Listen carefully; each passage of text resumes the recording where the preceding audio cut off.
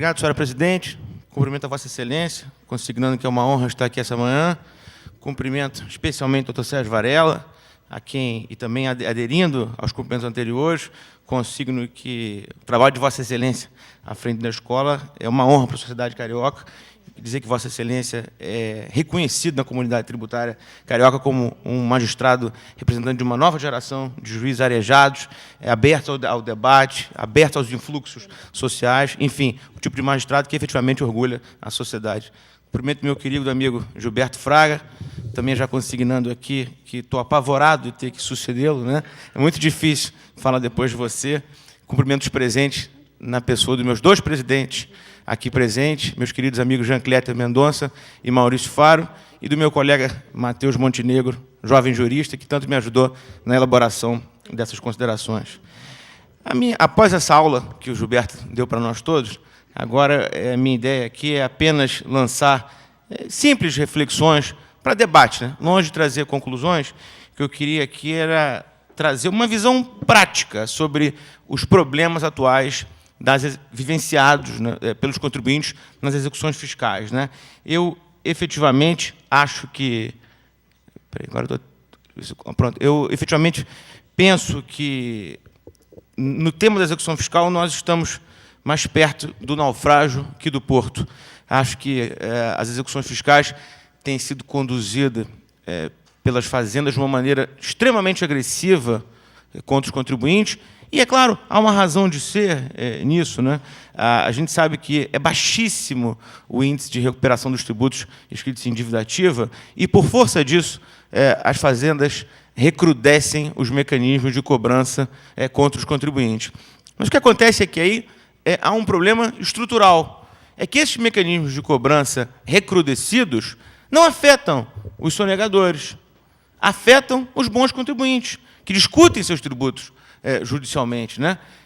Daqui a pouco nós vamos falar com calma mais da questão da penhora online, mas aí eu já indago aos colegas, a quem prejudica a penhora online?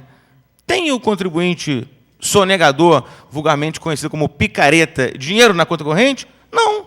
Quem tem dinheiro na conta corrente? Quem sofre com a penhora online? As grandes empresas, os bons contribuintes. Então, quer dizer, o remédio destinado aí a corretamente afetar o contribuinte sonegador não lhe faz mal nenhum. Causa mal, causa dano aos bons contribuintes, né? Então, acho que como pano de fundo está essa questão do recrudescimento nas execuções fiscais, principalmente dessa busca incessante por dinheiro, né? E eu tenho uma opinião sobre a razão disso, já vou dizer para vocês, mas, enfim, hoje em dia, institutos como a Carta de Fiança, o próprio seguro, a garantia, não vou nem falar de bens imóveis, né? Mas, hoje em dia, só o que se quer, em termos de execução fiscal para garantia, é dinheiro, né? Se mitiga, efetivamente, alguns princípios constitucionais em prol da eficiência e da celeridade processual. É só no que se pensa hoje em termos de execução fiscal, né? O artigo 620 do CPC e 185A do CTN, vocês sabem melhor do que eu, estão absolutamente fora de moda, né? Não há, efetivamente, precedente conhecido na jurisprudência recente que os valide, né? E de forma que as execuções fiscais se procedem sempre de uma maneira quase sempre muito agressiva quanto aos contribuintes, né? E aí, eu já disse a vocês, me parece que na base desse problema está o equívoco de se confundir todo o contribuinte com o sonegador, todo o pagador de tributo como um bandido quanto mais. E é assim que os processos prosseguem sem diferença entre um e outro, basicamente em função desse afã arrecadatório da Fazenda. Vejam vocês o seguinte, a doutrina critica, desde o primeiro momento, a questão da penhora administrativa, né? Coisa impensável a penhora administrativa, né? Todo mundo se queixa disso. Mas eu pergunto a vocês, tem muita diferença do que acontece hoje? O que acontece hoje? A Fazenda propõe a execução fiscal, pede o dinheiro, né? O juiz automaticamente defere a penhora do dinheiro, né? Então, em termos práticos, na vida real, é como se fosse uma penhora administrativa.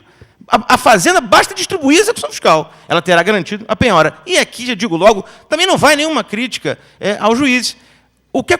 Porque nem que o juiz fosse um super-homem, ele conseguiria compreender CDA.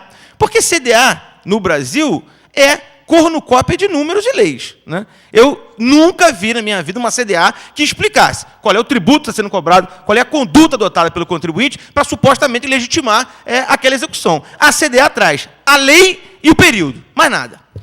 Que levante a mão quem já viu uma CDA aqui diferente. A CDA diz isso, a lei e o período. Então é claro que o juiz também não pode fazer nada. O juiz não pode, a não ser que ele fosse um super exegeta para entender o que está ali, né? Então, na largada, eu acho que o problema da CDA já começa, o problema da execução fiscal já começa na CDA, que é absolutamente incompreensível. Como eu disse a vocês, que eu tinha uma opinião sobre o que está na base dessa busca incessante por dinheiro, sobretudo na Fazenda Nacional, né? E o que está na base disso, para mim, se origina lá na Lei 9.703 de 98, vocês conhecem, que é a lei que autoriza que a União capte automaticamente os valores depositados em conta corrente, conta de depósito judicial. Ou seja, o contribuinte está litigando, faz o depósito judicial, mas o dinheiro não fica à disposição do juízo mais, ou fica só virtualmente. Ele automaticamente vai para o caixa da União, né? Vai para a conta única. Só lembrando, o que é conta única? Conta única surge um decreto de 67, prevendo que todo o valor arrecadado pela Fazenda Nacional vai para o mesmo caixa, né? Vai tudo para a mesma tesouraria, né? E me parece que aí é que está a sombra da maldade.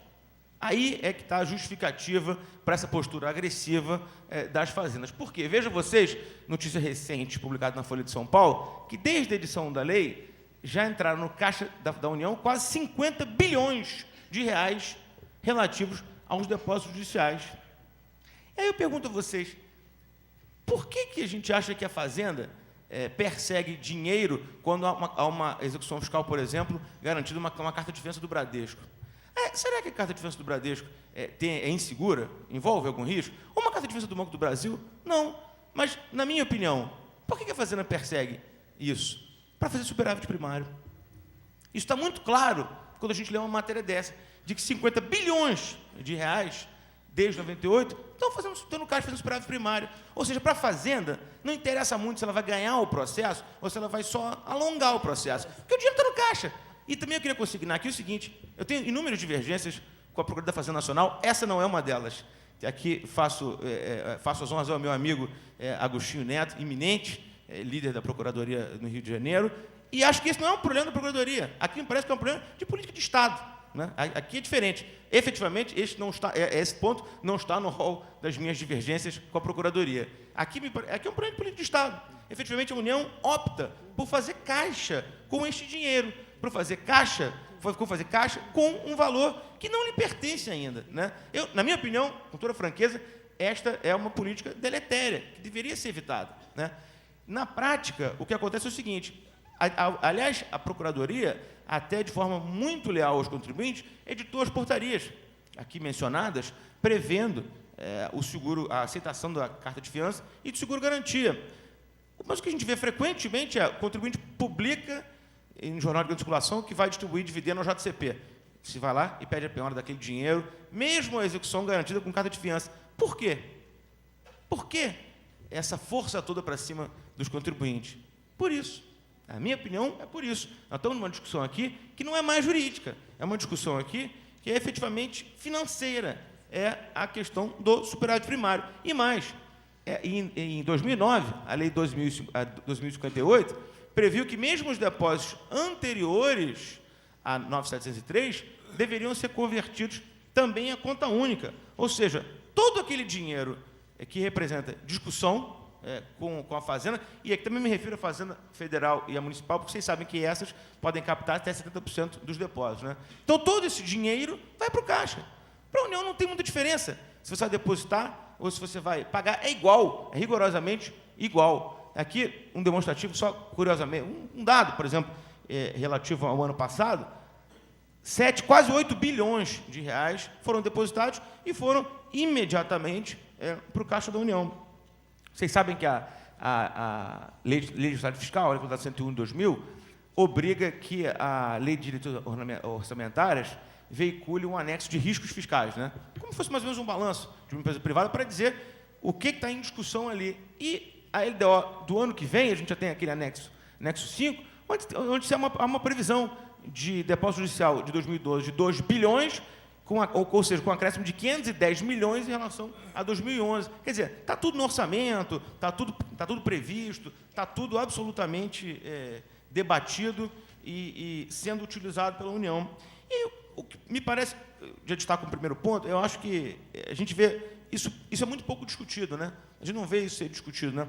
E por que não é discutido? Porque, como diz o professor Humberto Ávila, grande parte da doutrina brasileira pensa que o direito tributário termina na boca do caixa, né? Então, a gente não está preocupado com o reflexo futuro daquilo. Salvo honrosas exceções, a doutrina fica discutindo ali o enunciado, mas isso aqui é um problema pós-recolhimento, né? Acho que nós precisamos evoluir, nós não, né? Porque eu não sou doutrinador, sou advogado. A doutrina precisa evoluir no sentido de debater esses fenômenos pós-recolhimento. Por exemplo, há tributos, caso claro da CID, que o mecanismo de controle de validade é posterior ao tributo. E isso não está sendo debatido, né? Então, me parece aqui que, nesse caso, isso tem que ser debatido, porque há um problema que não é o problema aparente nos processos, né? Vejam aqui o seguinte, que as partes litigam em torno de determinada incidência tributária, mas há um problema ali subjacente, há um problema escondido, que é esse problema do superávit primário e do interesse da União em captar esse dinheiro, né? Quer dizer, acho que essa questão nesse tipo de debate, a racionalidade teórica nos leva a uma solução, a racionalidade prática nos leva a uma conclusão, como diz o professor também Humberto Ávila. Então, acho que nós precisamos evoluir nesse debate prático, né? Quer dizer, o que está por trás disso, na verdade? Não é o interesse da Fazenda no processo, é o interesse da Fazenda no depósito do contribuinte, né? Quer dizer, há aqui um interesse declarado, que é a discussão tributária, e um interesse mascarado, que é captar o dinheiro do contribuinte, né? Aqui a União age como um black bloc do direito tributário. Ela tem um interesse mascarado que nunca é dito nos processos. O que ela quer, efetivamente, é arrecadar o dinheiro do contribuinte. E aí vocês acham que a União está preocupada com o tempo de duração dos processos? Se ela vai durar 20 anos, o dinheiro já não está no caixa dela. Qual é a preocupação que ela tem? Não tem. É claro que há aí uma agenda oculta que nem debatida é, né? Quer dizer, a União acho que não tem interesse na celeridade processual. Para quê? O dinheiro está no caixa. Para ela só pode piorar. Ou ela ganha e fica tudo como está, ou ela perde e tem que devolver. Então, para a União, quanto mais demorar o processo, está bom. Para quê ela vai querer celeridade processual? Isso é bobagem, isso é coisa de contribuinte, né? Para a União é realmente uma bobagem. E aí, agora, só aqui um exemplo de como a coisa vem piorando. Por exemplo, no Rio Grande do Sul, com base numa lei de 2004, no mês passado, o governo estadual embolsou 4 bilhões de reais depositados, mas não em depósito tributário, em depósito de particulares. Quer dizer, as partes litigavam sobre determinado tema de direito privado, e o dinheiro foi depositado no Banrisul. Foi lá, o Estado disse, não dá para cá que eu vou gastar esse dinheiro, e pegou 4,2 bilhões de reais, que não é depósito tributário, é discussão de direito privado, né? Quer dizer, e aí houve uma decisão do CNJ contrária, está aqui, depois, lógico que eu vou disponibilizar isso aqui, o dinheiro já tinha sido sacado. Alguém acha que o CNJ mandou devolver o dinheiro? Ou que mandou prender o governador? Não, está lá o dinheiro, 4 bilhões de reais. Aqui no Rio de Janeiro, a lei como está 147, mas pelo menos tem finalidade nobre, né? Que manda entregar uma parcela de 25% para pagamento de precatório. Então, aqui, pelo menos, no Rio, o valor é menor e a finalidade é nobilíssima, né?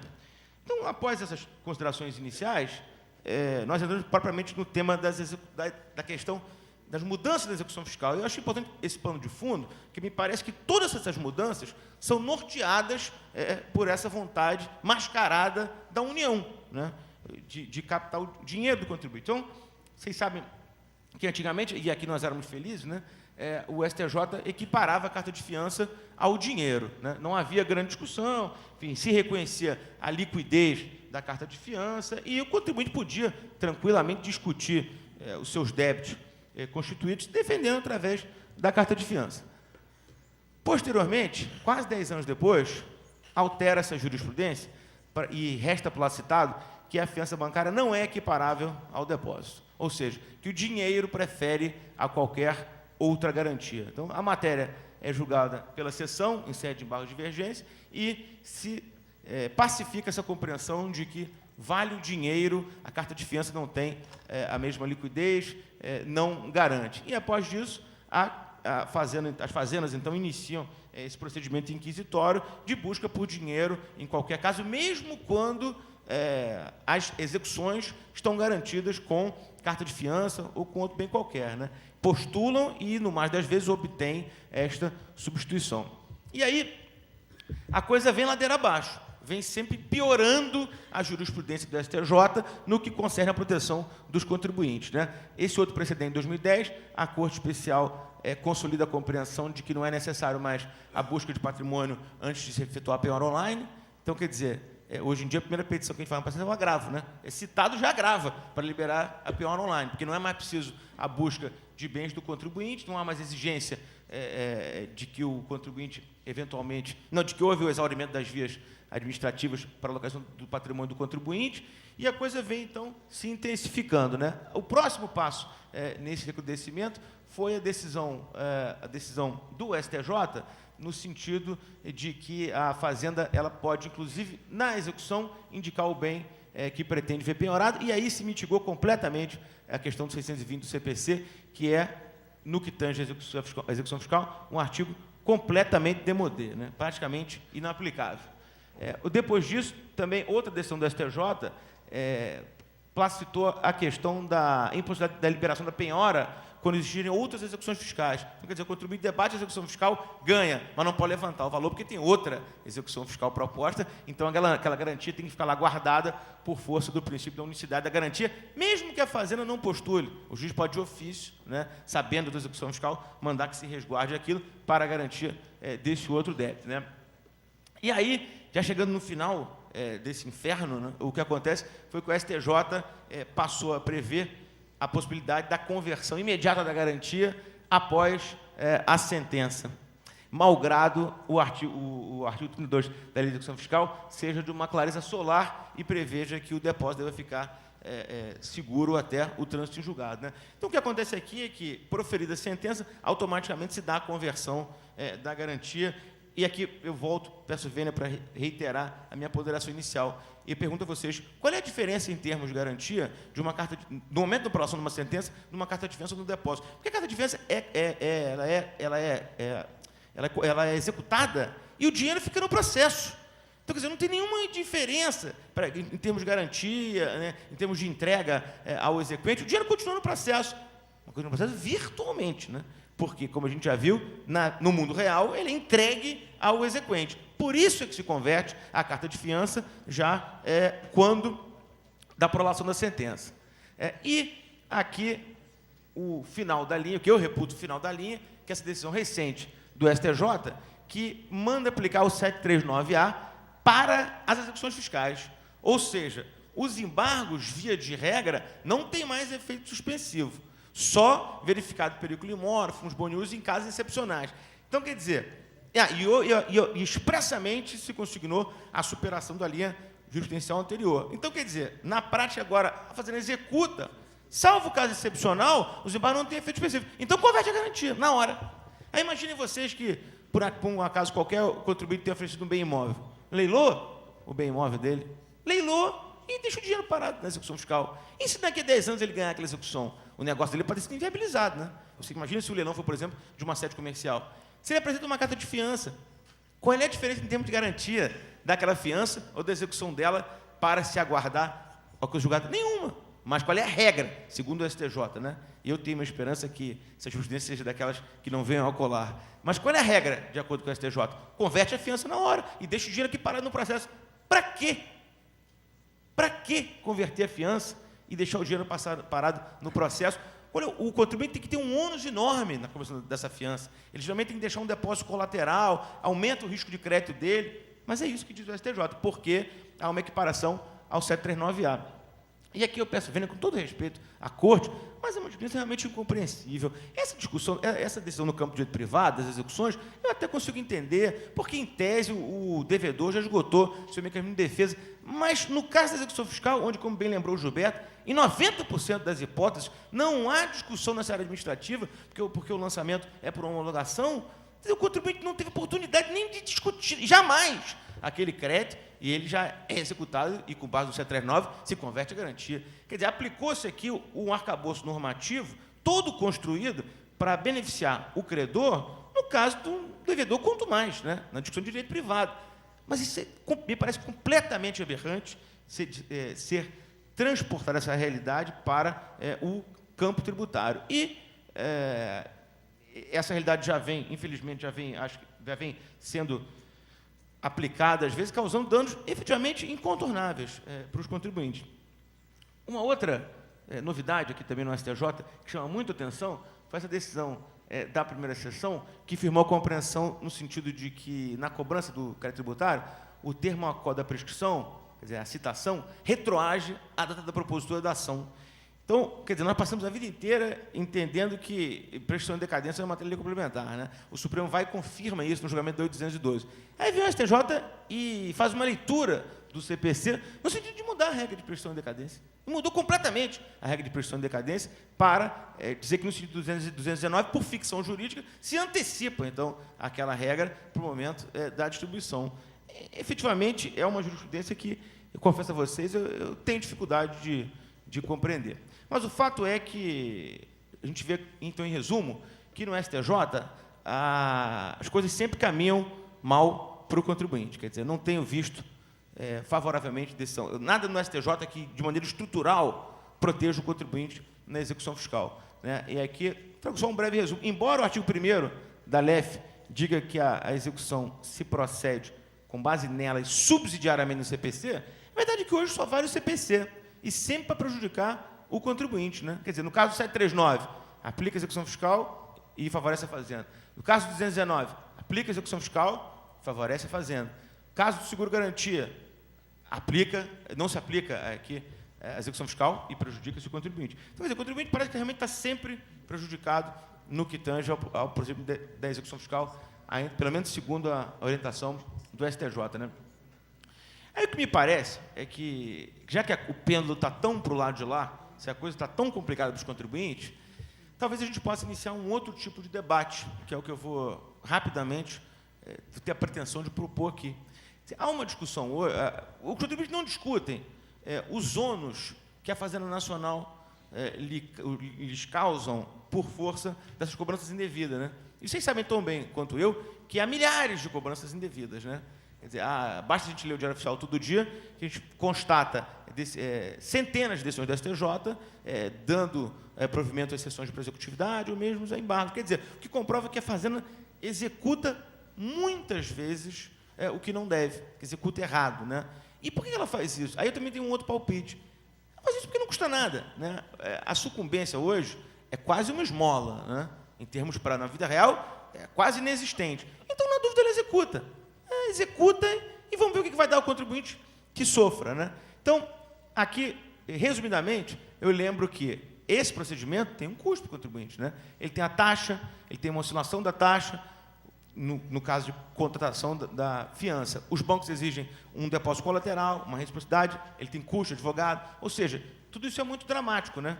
E aí eu fico me perguntando, e no caso da execução improcedente? O contribuinte não pode fazer nada? Ele só pode ficar feliz porque não tem mais aquele problema? Eu acho que não.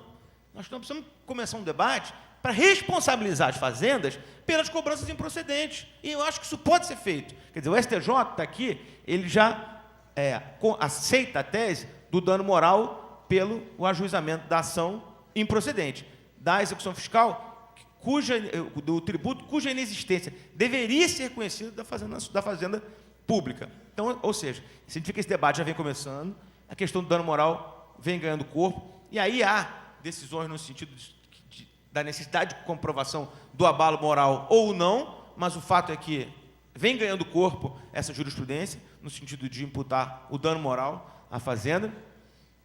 Aqui uma outra pela inexistência, enfim, coloquei as duas correntes, mas eu confesso a vocês que eu nem estou pensando agora no dano moral, porque eu acho que a questão do dano moral pode ser um pouco mais complexa, mas eu me refiro mesmo à questão do dano material. Por que a fazenda não tem que reembolsar do contribuinte o dano material que ele sofre quando recebe uma execução fiscal improcedente? E aí, eu confesso a vocês que quando eu comecei a pensar isso, falei, mas então é simples, é só incluir isso no cálculo da sucumbência. Pronto, vamos iniciar por aí a discussão.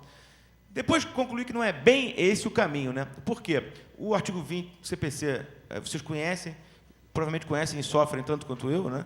mas, enfim, o fato é que o artigo 20 prevê lá, então, a sucumbência, mas o limita, basicamente, a honorários e uma outra despesa, né? A questão do honorários, eu não vou parar aqui muito, não vou me deter nisso muito, porque o tempo se faz curto, mas só para exemplificar aqui algumas decisões do STJ que comprovam que, quando eu digo que sucumbência não virou esmola, eu não estou sendo leviano. Isso aqui, no caso de 4 milhões de reais, a verba honorária foi de 2 mil. A sucumbência foi 2 mil reais. Nesse outro, o caso era de 20 milhões, a sucumbência foi de 500 reais. Esse terceiro, o caso era de 4 milhões, a sucumbência foi 3 mil reais, 0,19. Mas o código não fala que é entre 10 e 20? Não, mas é 0,19. A sucumbência foi 0,19. Então, agora veja o seguinte, não dá para a gente tentar encaixar, eu acho, o custo da carta de fiança e os outros custos da execução proposta equivocadamente na sucumbência. Por quê? O que diz o STJ? Decisão aquele ministro Salomão, dizendo que o artigo 20 ele congrega somente as despesas endoprocessuais, ou seja, aquelas gastas em razão do processo, custas, viagem, diária sem técnica, etc. Então, não dá para querer colocar aí o dano material, mas eu acho que dá para colocar aqui. Vejam vocês o que diz o artigo 574 do CPC. E nós já vimos que o STJ manda aplicar sempre o CPC em matéria de execução fiscal, né? Então, diz o 574, o credor ressarcirá ao devedor os danos que este sofreu, quando a sentença, passada em julgado, declarar inexistente, no todo ou em parte, a obrigação que deu lugar à execução. Isso aqui me parece que calha a fiveleta aos casos de execução fiscal. Quer dizer, a fazenda executa, né? No final do processo, se confirma que a obrigação que deu lugar à execução é inexistente. Então, a fazenda tem que reembolsar o contribuinte aqui, com base no artigo 574. Né? Por que o 574 não seria aplicável e todos os outros artigos em prejuízo do contribuinte são?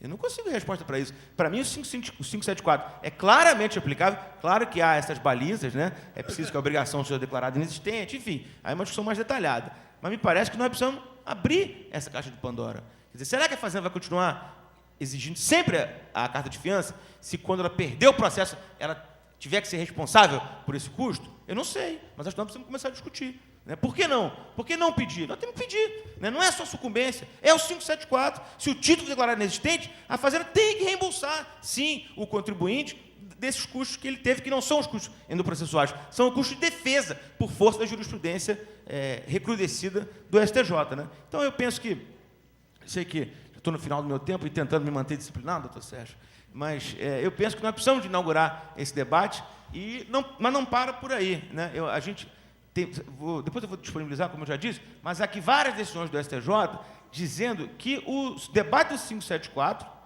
envolve, inclusive, o lucro cessante.